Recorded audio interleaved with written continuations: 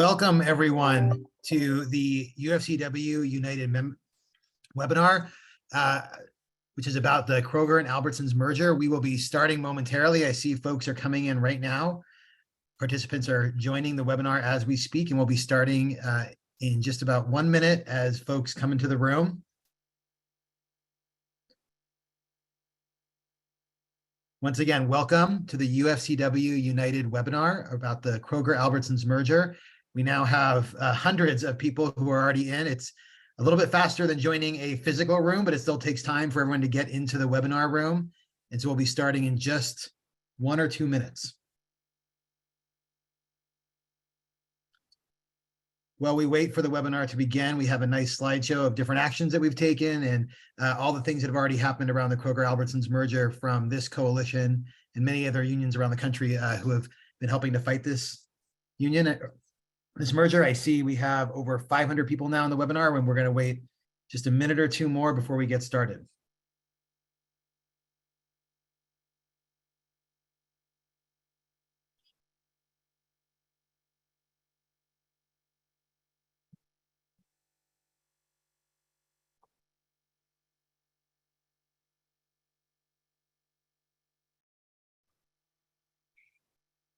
We see folks are still joining. We're going to wait just another minute or two as folks come into the webinar, and it's 5:01 right now. We're going to get started in just maybe 30 more seconds as people come in. I want to make sure that no one's stuck in a waiting room or for the connection to start, but folks are joined by hundreds of other UFCW members around the country for this webinar this evening about the Kroger-Albertsons merger, and thank you so much, everyone, for joining us.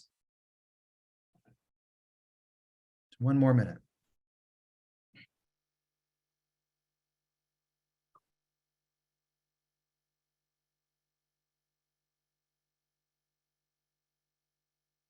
All right, folks, we're going to go ahead and get started. I see people are still coming in, but I think that'll just happen throughout the beginning of the call. My name is Joe Mizrahi. I'm the Secretary Treasurer of UFCW 3000, and welcome to the UFCW United webinar around the Kroger-Albertsons merger.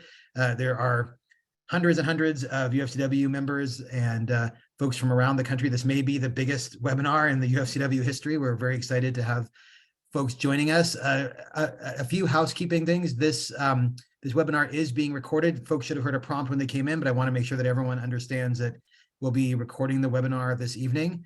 And secondly, this webinar will be translated from English into Spanish. And before we begin, I'd like to have Joseph here start a short video about how that translation service works.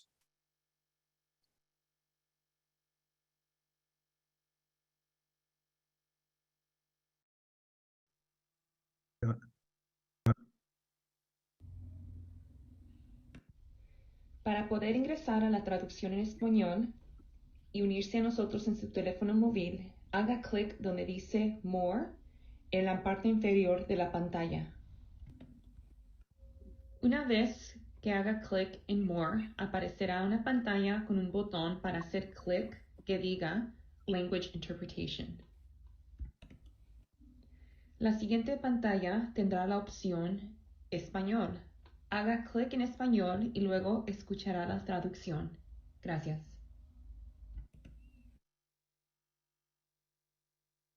Thank you. Okay, I see even more people have come in. So once again, welcome to the UFCW United webinar presented by a coalition of UFCW locals. I will be your moderator tonight. My name is Joe Mizrahi with UFCW 3000. I want to introduce the folks on the call. We have Mike Hines, the president of 367 in Washington State, Kathy Finn, the president of 775 in Southern California, Kim Cordova, the president of Local 7 in Colorado, Faye Gunther, the president of UFCW 3000 in Washington. We also have Todd Crosby, who's helping coordinate the campaign here. We have Andrea Zinder, the president of 324 in Southern California. And we have John Marshall, a capital strategist who will be doing some of the presentation tonight. We also have Mark Federici with Local 400 out in the DC area, and we have John Fromm with Local 5 in Northern California. So we have a full panel of folks. I know we have members of every local that I listed, and we welcome everyone tonight.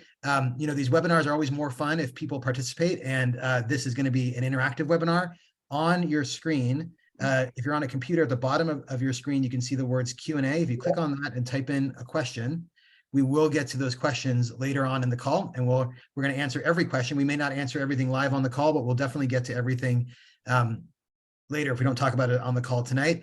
If you're on a phone or a tablet, you can hit the More button, which has 3 dots, and you can see the words Q&A there and ask your question there. So with all that housekeeping out of the way, I'm going to turn it over to Andrea Zinder, the president of UFCW 324. Thank you, Joe.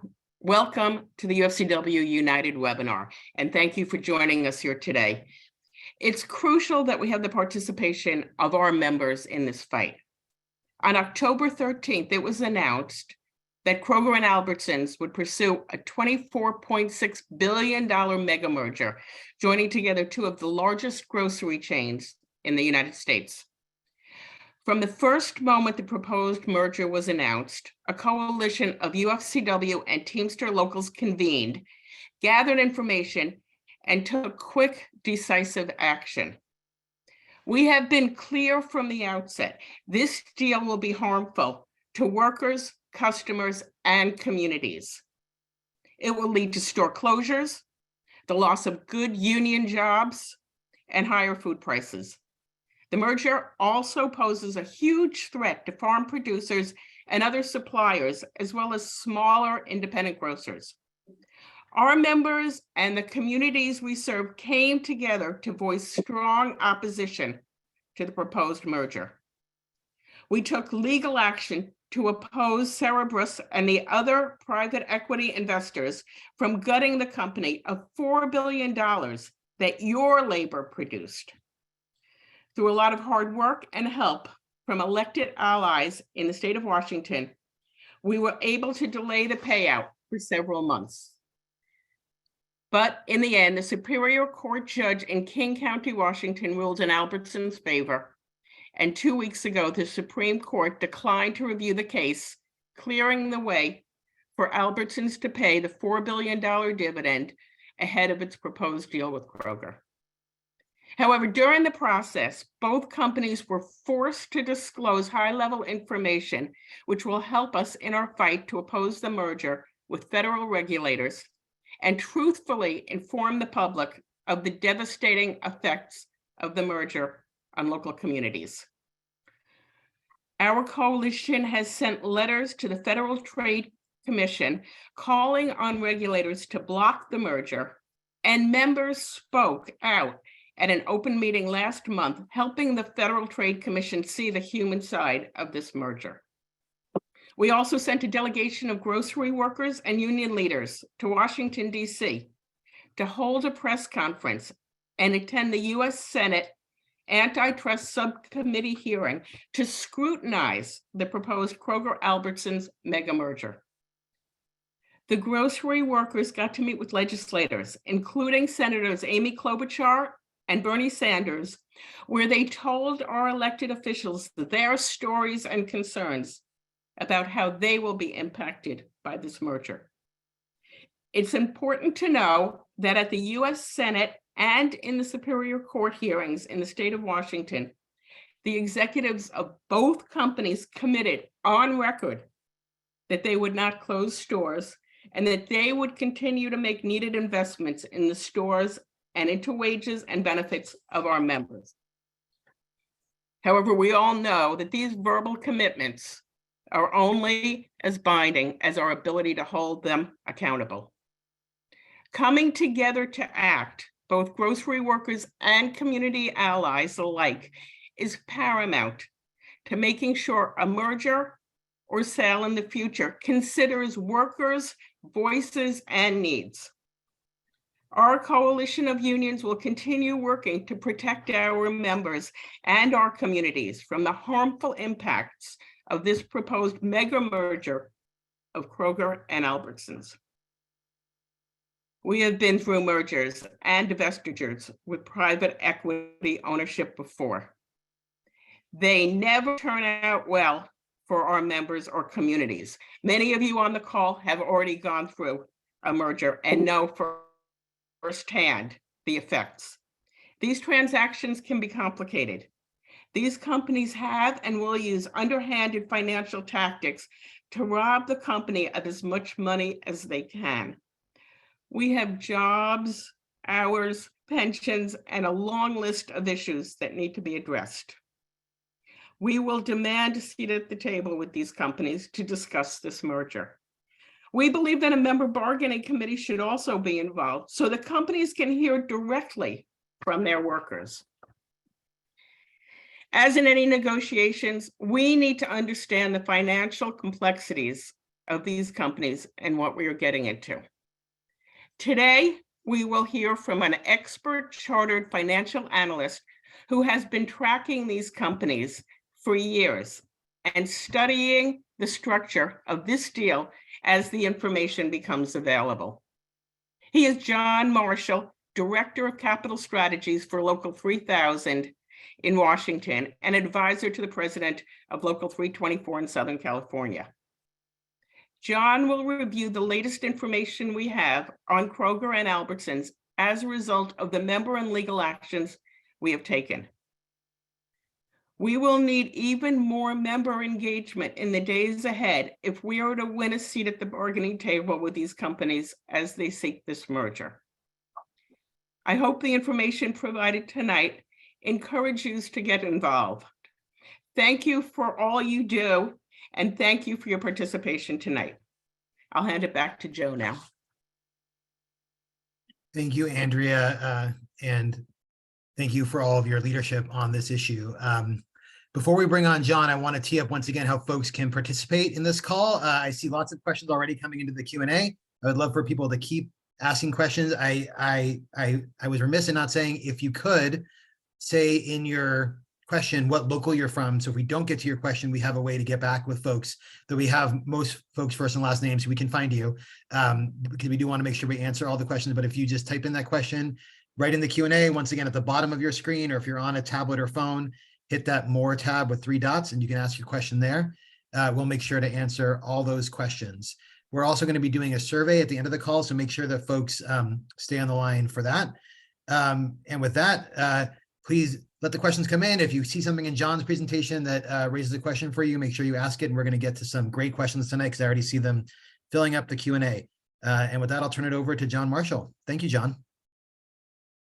Great. Thank you, Joe. I really appreciate that introduction, and Andrea as well. I'm going to go ahead and start to share my screen if I can. I think I need to have my screen sharing enabled. Okay. Can somebody help me be able to share my slides on my screen? Let's see. You should be good now. Good now. Okay, here we go.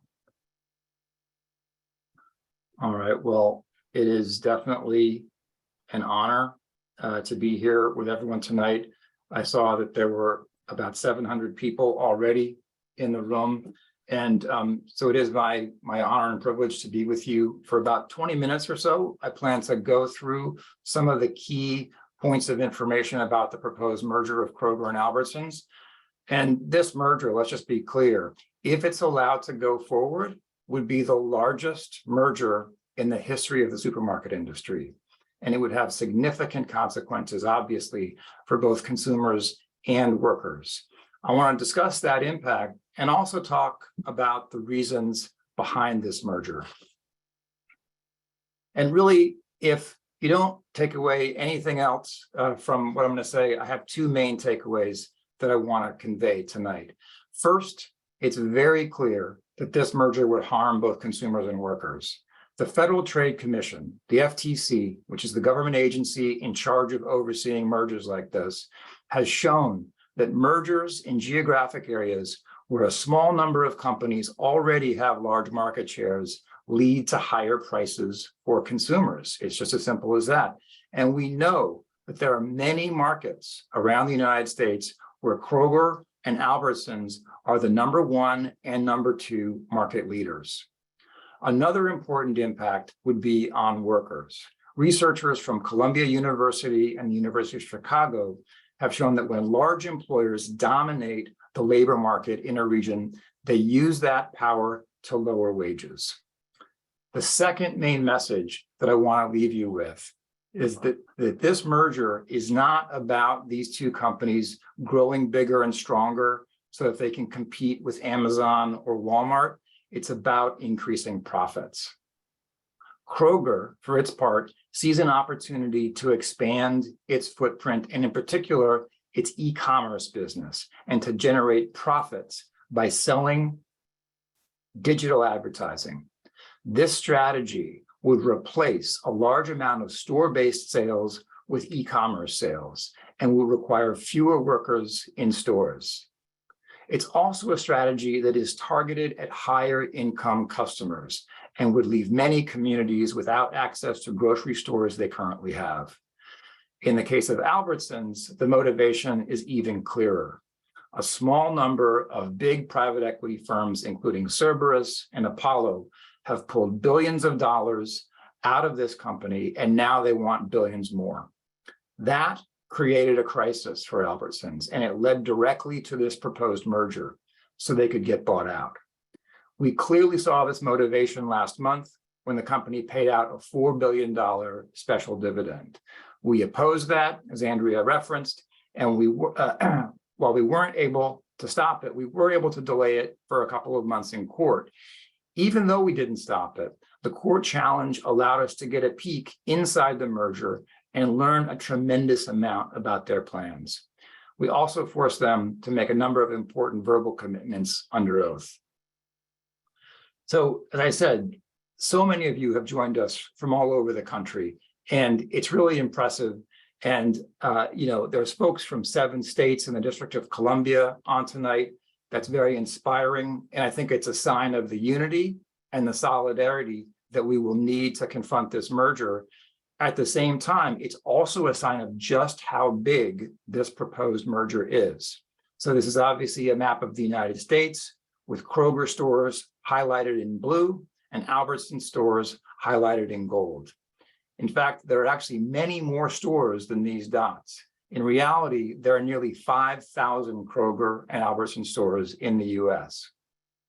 And as you know, in many parts of the country, there are Kroger and Albertsons stores, not just in the same area, but literally across the street from each other. In cities like Phoenix, Seattle, Tacoma, Las Vegas, and Denver, the two companies control over 40% of the entire metropolitan area's grocery market. So this analysis actually understates how much the two companies dominate these and other markets. That's why the Federal Trade Commission is analyzing smaller areas of these cities where the people who live there actually shop. In cities specifically, the FTC considers stores that are located within 2.5 miles of each other as direct competitors. And so a merger of stores within that distance would be considered a reduction in competition. So that's the size that the FTC looks at, and that's the same size of area that we, the UFCW locals that organize this meeting, are analyzing as well. This is a map of Long Beach and Anaheim in Southern California. The red pins are Kroger stores and the blue pins are Albertsons stores. In this area, there are 61 Kroger stores represented by Local 324, and 54 of them, 88%, are within 2.5 miles of at least one Albertsons stores. A little farther to the north of here, there are 138 Kroger stores represented by Local 770, and 80% of those Kroger stores are within 2.5 miles of at least one Albertsons stores. From the FTC's perspective and from the state attorney general's perspective, the proposed merger would clearly give the combined company too much power and have a very negative impact on consumers and workers in these areas. And that's why many observers doubt that this merger will be approved. Last week, the New York Times article quoted an expert saying that there was only a 35% chance the merger would be allowed to go forward. But we expect the companies to appeal these decisions in court. They will claim that the merger won't be a problem because the companies will sell some stores to other competitors. Let's take a closer look at what they're planning to do here. So right now, Kroger has about 2,800 stores and Albertsons has about 2,200 stores. So together, 5,000 stores. The regulators say that's too much. So the companies will offer to sell some stores. In this example, they sell 10% of their combined total, 500 stores. But what if they can't find other companies to buy 500 stores? What if they only find buyers for 250 stores? In that scenario, the companies say they will create a new company called SpinCo that will spin off from the other two companies. SpinCo would take the stores that weren't sold and which have to be divested from the company in order to have the merger approved. But the FTC and the state attorneys general may say that 500 stores isn't enough, and that they think that more stores would need to be sold in order to achieve an appropriate level of competition. According to the merger agreement between Kroger and Albertsons, there's a maximum of 650 stores total that can be sold before Kroger has the right to walk away from the deal. This could happen. The FTC could insist on more than 650 stores being divested. For us, obviously, the sale of these stores is extremely concerning. Who would buy the stores? Would they be able to operate them successfully over the long term? How would this company or these companies approach negotiations with the unions? Most of us remember very well what happened when Albertsons acquired Safeway in 2015. And that's something we don't want to repeat here. When Albertsons acquired Safeway, there were similar antitrust concerns in many areas. So the Federal Trade Commission required Albertsons to sell 168 stores, the vast majority of which, 146, were sold to Hagen. At the time of the sale, Hagen was a relatively small chain of 18 stores in the Pacific Northwest, and it was backed by a private equity firm called Comvest. Very soon after being transferred to Hagen, the former Safeway stores began to experience operational problems and declines in sales. Within 6 months, Hagen would file for bankruptcy. It was called the fastest bankruptcy in modern history. Eventually, Albertsons bought back 50 of the stores it had sold to Hagen, but about 100 of the Hagen stores closed for good. In a lawsuit, Hagen claimed Albertsons had undermined those stores from the start, using confidential information to lure customers away, giving Hagen bad inventory data, removing store fixtures, and failing to maintain the stores in good condition prior to the transfer.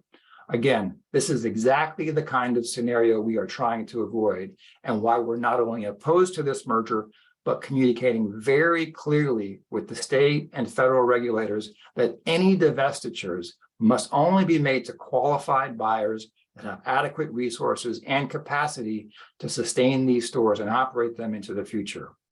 And again, as Joe and Andrea mentioned, we have a survey that will launch in your browser after this webinar. Please take a moment to fill it out. It will help us follow what's happening in the stores. I want to pause at this point and ask the following question. Why is this happening now? Given all the antitrust concerns about the impact of this merger, the risks of another Hagen disaster, why are the companies proposing this merger? Publicly, we know what they're saying. It's about Walmart and competing with Amazon. But based on the documents filed in the Washington State case, we know this proposal is happening because the shareholders want to get more cash out of these companies. And the huge profits these companies have made during COVID are a big motivation for that. As you know very well, because you've been in the stores, sales increased dramatically under COVID. Prior to the COVID pandemic, sales would typically grow by 1% or 2% per year. But over the last 2.5 years, sales at Kroger have grown by nearly 20%, and sales at Albertsons have grown by nearly 23%. This is translated into huge increases in profits, a 67% increase at Kroger and a nearly 150% increase in profits at Albertsons. This is equivalent to 10 years of growth in profit in just 2.5 years. For Kroger, This merger means doubling down on their strategy to dramatically expand e-commerce, both store pickup and home delivery. Online sales are less profitable than regular store sales, but Kroger believes that by expanding digital sales, they'll be able to grow profitable advertising revenue through their Kroger Precision Media subsidiary. Kroger has a plan to reduce the cost of fulfilling online orders as well by doing two things. One, automating the picking and packing of most orders through their partnership with Ocado, the robotics firm. And two, outsourcing in-store picking and delivery to third-party gig companies like Instacart. I think it's important to understand how the Ocado strategy is connected to the proposed merger. Currently, e-commerce and grocery looks like this. Food products come to the distribution centers, then to the stores, then to the customers' homes for delivery, or customers buy groceries online and pick them up at the stores. But under the Ocado model, the stores are completely cut out of the loop. Food comes into centralized fulfillment centers, robots do the picking, then trucks deliver completed orders directly to consumers' homes. But serious questions remain about whether this will work. It's going much more slowly than Kroger had said. And one of the main problems is that this centralized model requires huge volumes of orders to be efficient, both in terms of the picking and packing, as well as the distribution. So Kroger needs to bring in more customers and more order volume in the same markets where these large facilities are located. If this works, they will eventually have fewer stores for every dollar of sales. That's their strategy. They've articulated it very, very clearly. Obviously, this would have significant implications of workers in the stores, but it also, as I said, has implications for consumers as well. Many customers want to continue to have stores in their communities, not just home delivery. And we know e-commerce customers don't represent an equal cross-section of all consumers. They are, in general, higher income consumers. According to a Gallup survey last year, high-income households were twice as likely as lower-income households to order groceries online. And this fits with the plans of Kroger to make money advertising to this elite consumer segment. This is another way that this merger would harm both workers and communities, and it's driven by a push by Kroger to increase profits. So what about Albertsons? How is it profiting from this merger? Actually, as I said, Albertsons private equity owners' decision to pull billions of cash out of the company starting a little over a year ago led directly to this merger proposal. And frankly, it's the reason that we are all here tonight. Albertsons, like Kroger, has stock that is publicly traded on the New York Stock Exchange. But there's a very important difference about Albertsons stockholders. A very small group of them control the vast majority of the company. This list here shows that in 2021, Albertsons' top 5 shareholders controlled over 80% of the company. This was a problem for Albertsons because it meant that if these large owners all tried to sell their shares at the same time, they would flood the market and crash the stock price. That's why all of these large stockholders entered into lockup agreements when the company first started trading publicly in June of 2020. The lockup agreements meant that they couldn't sell their shares, but those lockup agreements began to expire at the end of 2021. And that's when the second largest of these shareholders, a private equity firm called Apollo, began selling all of its Albertsons shares. This is a chart showing Albertsons stock price beginning in June of 2020 when they IPO'd, and it goes through to the beginning of 2022. What we see here is that the stock starts trading at about $15 a share in 2020. But then as the company's sales and profits continue to grow during 2021, the stock climbs up above $36 per share, a huge increase in just a year and a half. But that's when Apollo begins selling its shares of Albertsons stock. And here you can see ACI is the ticker symbol for Albertsons stock.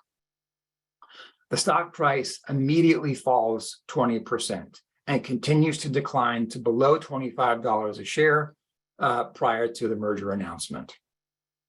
Why am I talking about Albertsons stock price when this is supposed to be a discussion about the merger with Kroger? Because this decline in Albertsons stock price and the impatience of the other large private owners to sell their own shares the same way Apollo did created this crisis for the company's management and leadership. And their solution to this crisis was to find another company to buy them out. We know this because our effort to challenge the payment of the $4 billion special dividend, we were able to get internal documents from Albertsons managements in which they discussed this. Those documents, which were disclosed in court, are very clear. They don't talk about Walmart or Amazon. They talk about finding someone else to come and buy all the shares of their private equity owners.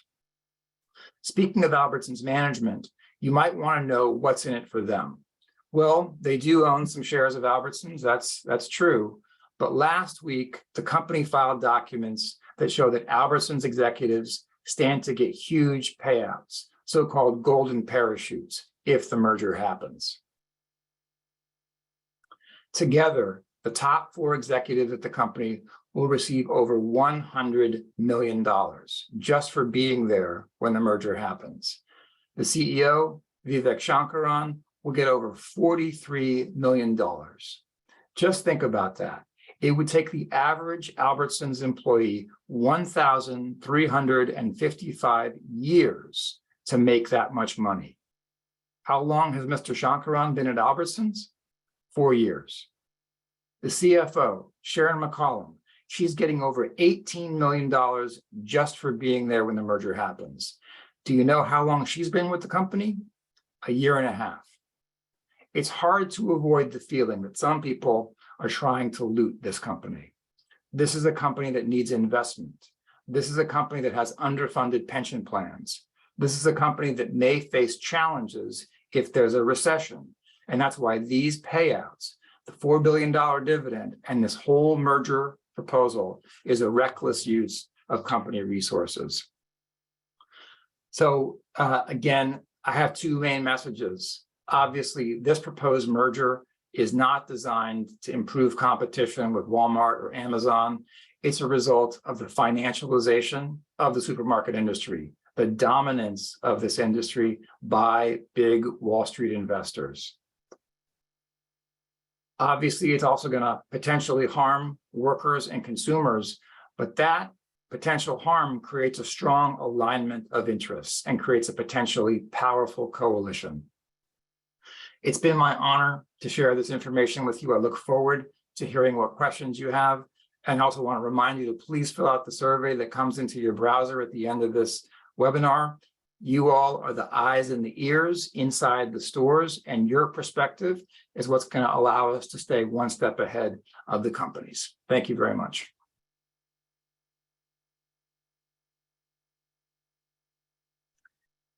Thank you, John, for that wonderful information. And I see lots of questions coming into the Q&A.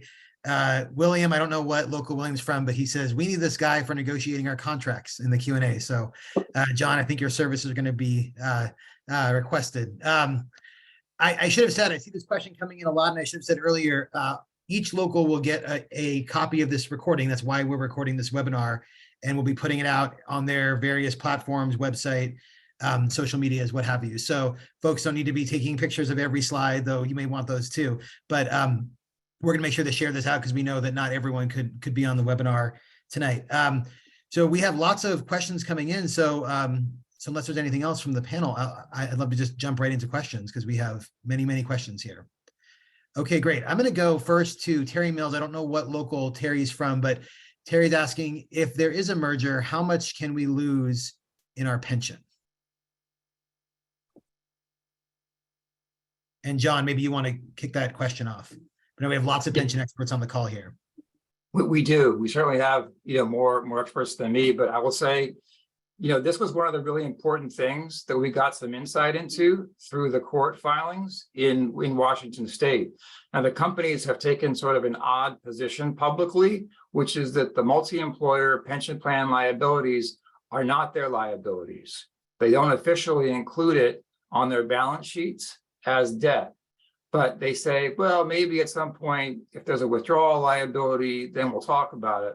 But the documents that we saw from Kroger to Albertsons were very clear. Kroger told Albertsons that unfunded liability is debt.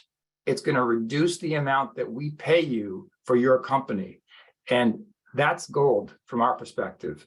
We're going to hold them to that. Whatever happens, they have acknowledged that that is a debt that's attached to those companies.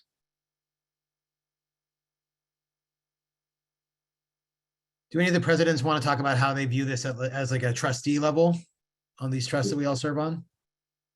Yeah, I can answer some of that. I can tell you that Kim Cordova, I'm the president of Local 7 for Colorado and Wyoming. We've had our pension actuaries look at this really closely, and we've been putting together some models. So for my members that are on the call, many of our stores are in each other's parking lots right across the street from each other, and we expect that there will be significant store closures. We had one model, several models done, but even if we lose 1,000 workers, 1,000 members, that will throw our pension fund into the red zone, which would immediately trigger the need to reduce benefits. And we just ratified our agreement. And so we're obviously concerned about this. If we lose members, there's less people that are coming or that are working, and there's less contributions coming into those pension plans. And this will, could potentially result in significant harm to the health of our plans. And I believe most of the local unions here will suffer the same.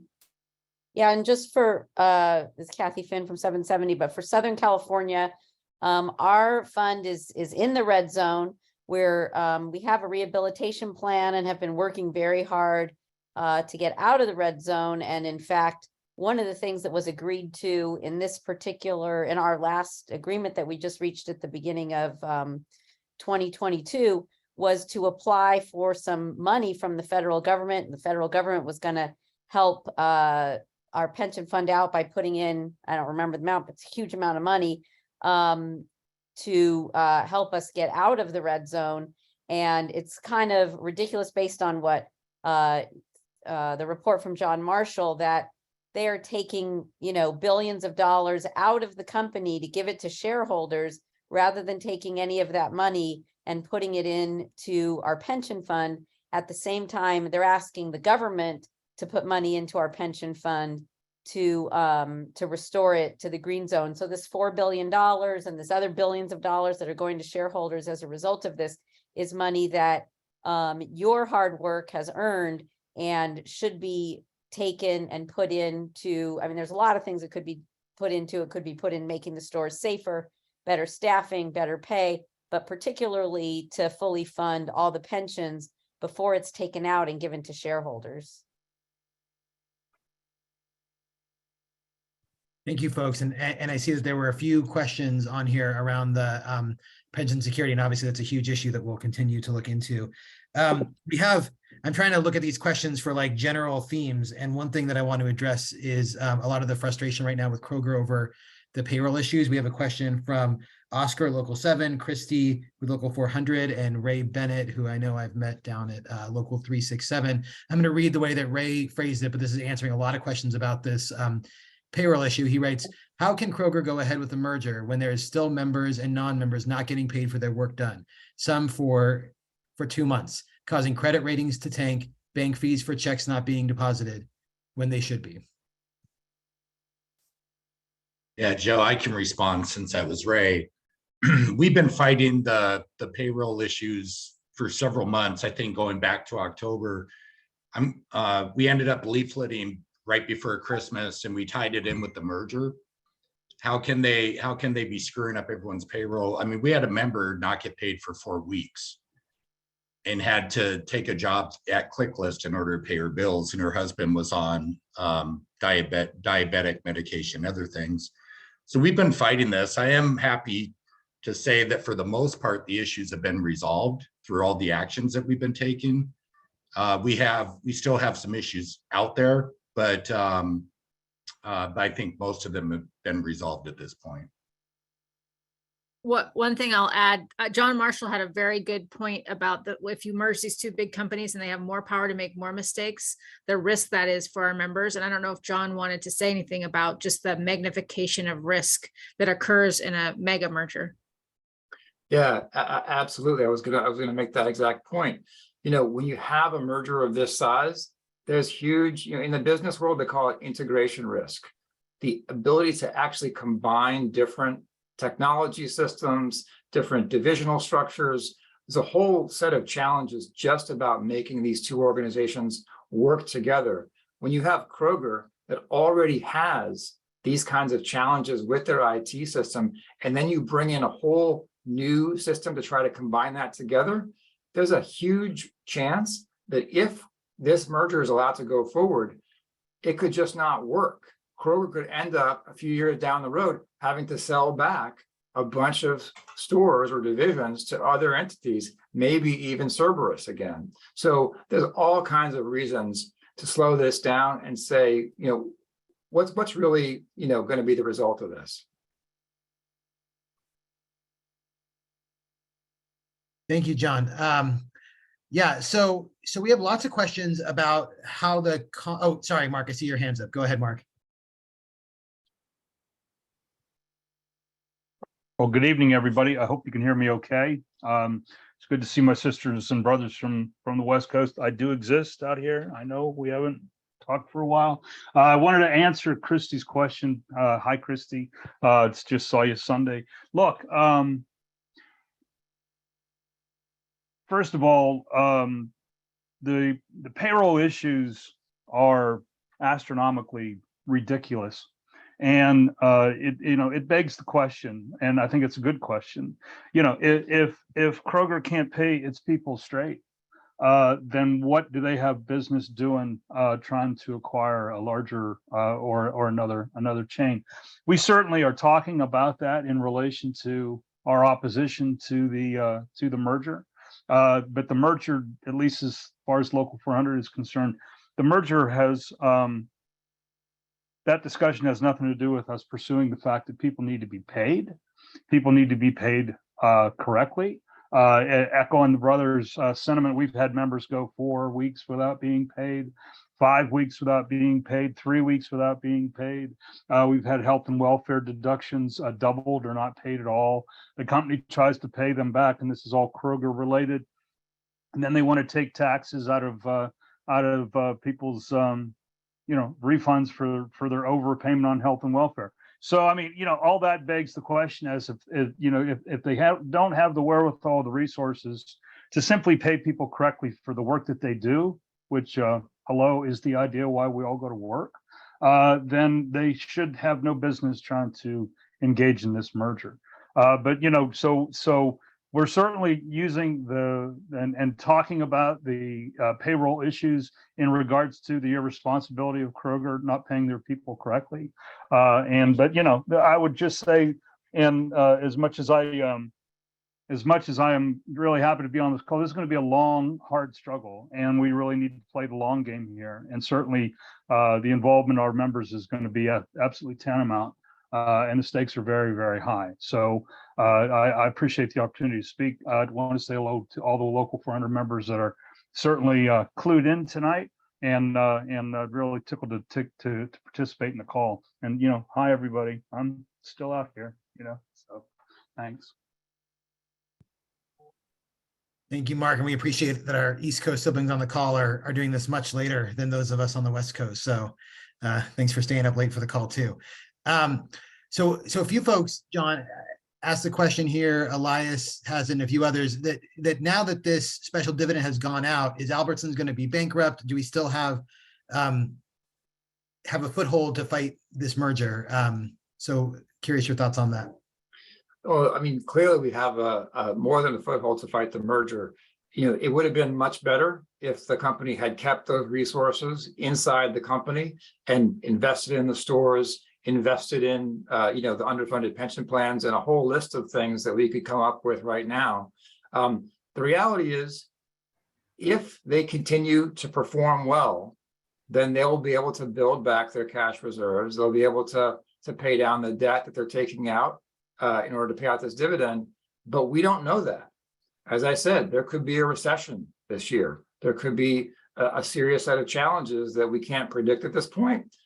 Hopefully that won't happen. Hopefully the company will continue to perform well because of our members, you on this call right now, serving customers every day and making profit for that company, right? If that continues, the company will be okay. If something happens, they will regret having paid out that $4 billion, and we will certainly say we told them so. Thank you, John. So Anders with Local 7 wants to know, what's the best way to make our voice heard with the FTC?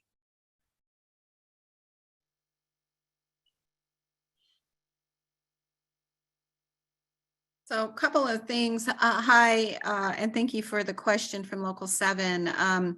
We are setting up a landing page where we'll be having some petitions, where we are meeting with faith leaders, community leaders, farmers, ranchers, other labor unions around the country. We will be doing social media, sharing it on your social media. I did see one of the questions online was, can I share the content? Yes, we encourage you to do so.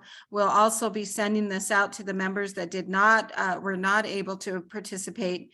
But we will be reaching out to some of our members around the country again to continue to talk during whenever the FTC allows for open comments. And like I said, we did have folks go up to DC, and I expect that we're going to be doing more actions as this process goes through. But talking to your coworkers, staying informed is really important. Reach out to your union reps. Again, watch our website, look at your own local website, and we'll be sending out some more direction to how our members participate. Thank you. And I'm curious, Todd or John, are there points when the FTC will open it up for public comment, and is that a step in the process?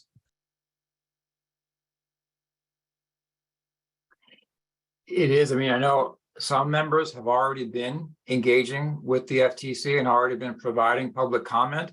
As Kim was just saying, we think it's going to be effective. I mean, there's no reason why people can't do that already. We want to organize people to do it collectively. And so we're in the process of setting up that landing page so we can do just that. But right now, there is the ability to go ahead and comment at the FTC's website.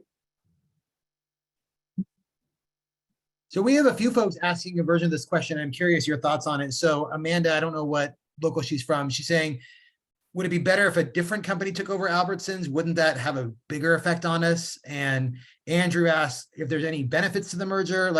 Is it only negative outcomes? And is there a scarier prospect we should be worried about? And I don't know, John, or if one of the presidents wants to take that, I'll turn it over to you all. Well, I can start, and then maybe somebody else wants to chime in.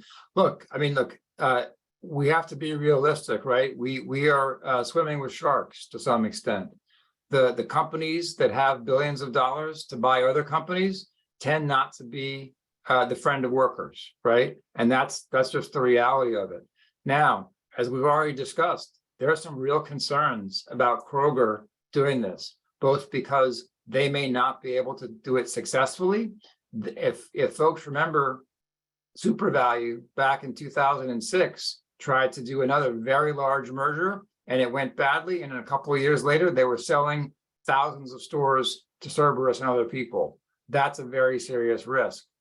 But the reality is, Cerberus and Apollo and the other private equity folks that own Albertsons have already made back what they invested many times over.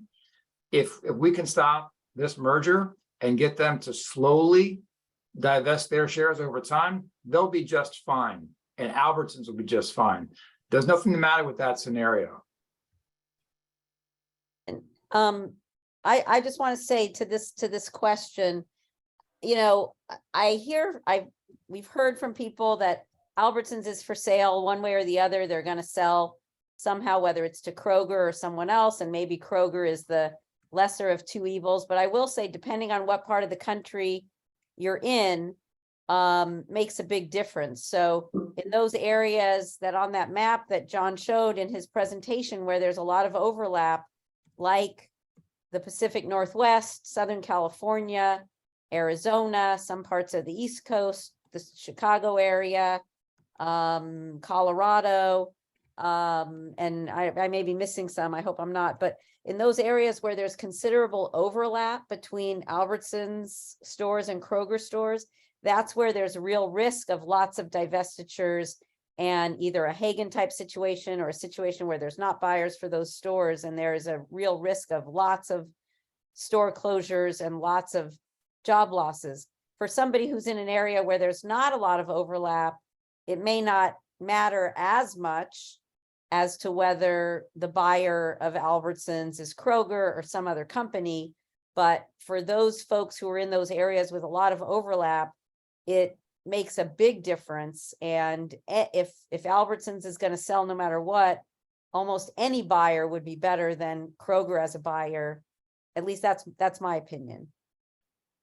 And I'd like to comment on that too. In 2014 and 2015, when Albertsons and Safeway were bought by Sybaris, in Colorado and Wyoming, we had more than 43 stores close. In Wyoming, they divested some of the stores, and what they did is they sold the rights to the workers as well as the property of the store. So in Wyoming, workers were not allowed to transfer into another union store. Their name was given by the company not to pick up any Safeway Albertsons would not rehire, transfer any of those workers that were in the stores that were divested to another company. And then you look at in Colorado, it created food deserts where they closed stores. We had people that lived where the closest store to them was 45 miles or further away, in some cases hundreds of miles, where you just couldn't transfer or bump over there. But there's other things that this affects, not just our pension, our health, but when you have one major unionized employer like we would have in Colorado, if you merge Safeway, Albertsons, because they run under the same banner, and you have Kroger merged together, when you go to negotiations, you lose your leverage. You are not able to use and leverage your power with separate companies against each other. We just had a major strike last year in January of 2022, and we were able to get industry leading contracts because we were able to leverage the two companies against each other. Having them as one, you lose a lot of that bargaining power, but we will, most of the locals on this call have stores that are all overlapping. There's over 100,000 workers that are represented by the local unions that are in this coalition that are all going to see the negative impact with this merger. So I agree with Kathy. There is a lot to this merger that is really bad for workers and consumers. Yeah. And I think one of the questions was like, why aren't more of the locals opposing? And I think that's our job. We're going to have to go out and make the case for why we should oppose.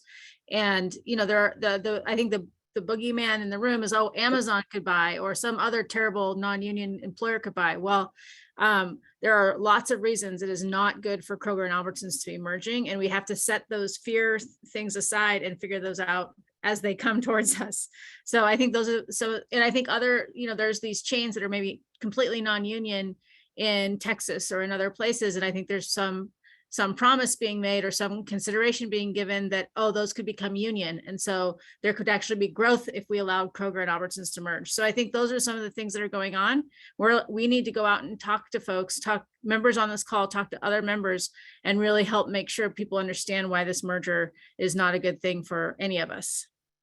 I do want to make one quick comment so we can move on to more questions, but in the situation in Colorado and Wyoming, when they were closing stores, they were closing the union stores and keeping the non-union stores open. And we see where there's overlap. There may be a union store within 2.5 miles of a non-union store. And what we have experienced is that they will keep the non-union store and shut down the union store. And so that's another big problem with these two companies merging. Gives them an excuse and a path to be union free. Kim, I think that's a great segue to our next question. We have about 5 minutes left. I want to make sure we get folks out on time. We still have hundreds and hundreds of people on the call. So I appreciate folks want to hear the answers to these questions. So I want to do a little speed round. We have 770. We have Alexis and Clara are both asking about rumors in the store, things that they're hearing. I'm sorry, not Alexis, Ivan and Clara. Clara says that she heard that all the food for lesses are going to close. Ivan saying there's a bread vendor saying that their store is going to close down. How do you, Kathy, in 770, recommend the folks kind of deal with these rumors that are going to start floating around? So I always tell people, don't believe rumors that you hear.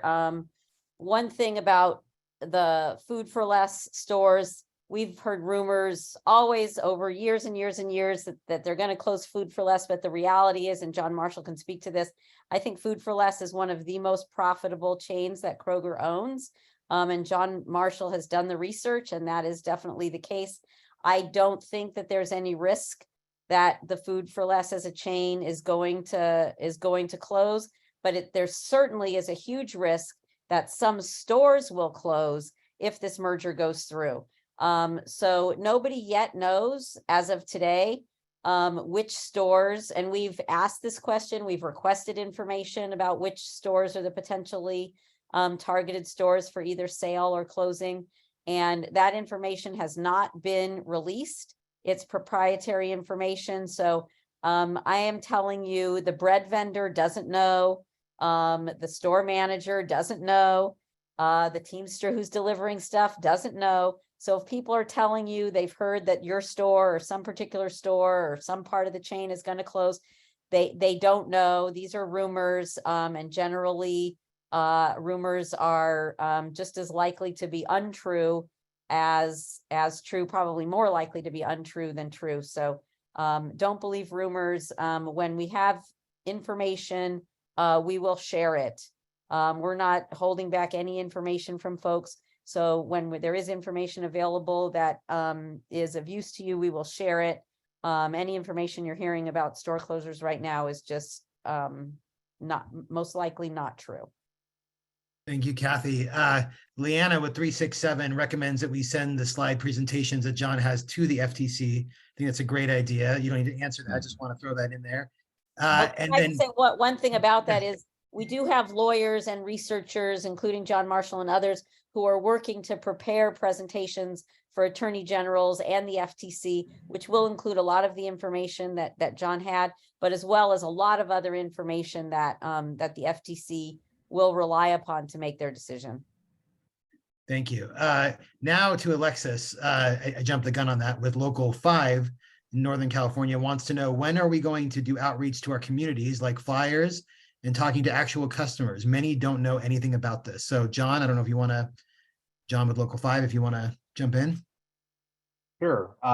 Thank you, Joe. And hello, Alexis. I look forward to seeing you at 1:30 tomorrow as we have a meeting. I will be talking with you more about there. We're actually developing a number of things. And the first things are like the meeting that we had last week with different community groups. I think we've been talking about to really find our allies out there in the community, because there's lots of them. And especially with a coalition like that, I was quite amazed in the call we had last week. It was a lot of folks getting together. We've also started having some staff coordinate with our labor councils to find more of these community groups. And then part of this Stop the Merger group is then going to be moving forward with some activities for you to get involved with, even up there here on the North Coast in California. So thanks for the question. Thanks, John. I'm going to go last question, Tamerly with Local 3000. When will we know if this merger does go through? And I would like to help. What can I do? So I could take that so that we can, when we get the slides, share it. There's a survey at the end. We need everybody to fill that out. There's a website that's going to launch for our community partners. There are going to be joint events. All of the locals on this call have been meeting weekly to talk about what needs to happen and how to do that. There may be a time where we have to go testify in DC or locally. So there will be a whole host of actions we can take together. And we're going to be keeping folks as updated as possible. And if people like this setting too, where you're getting a lot of education, we can probably add some education ongoing as we move through this process. So this has been wonderful to see everybody. And this is a strong coalition, and we have stuck together through thick and thin, and we're going to continue to work together. And with And just that- with respect to the, can I just say one, with respect to the part of the question about when we will know if it goes through, the timeline is about a year. So they didn't expect it to go through till the beginning of 2024 anyway. So we have about a year to fight this. Thank you. With that, I'll turn it over to Andrea to wrap things up. Yeah, great questions. I mean, I think the engagement we got tonight is just the start, and we need to continue talking to your siblings in the store, your fellow union members. As Faye said, we're growing in the number of local unions that are in our coalition. We're sending out you'll get a survey when you end this meeting tonight. Really, we need your stories. We need your thoughts on it, because that's the kind of information that the regulators want to hear and that the communities need to hear. So thank you so much for taking the time tonight. We will continue to communicate with you through your local unions and through future seminars such as this, because I think it really has been an eye-opener. Your questions have been very, very relevant and on point, and we're thrilled that we've had the opportunity to see you tonight. So thank you very much, everybody. Fill out the survey and have a great night. I Everyone.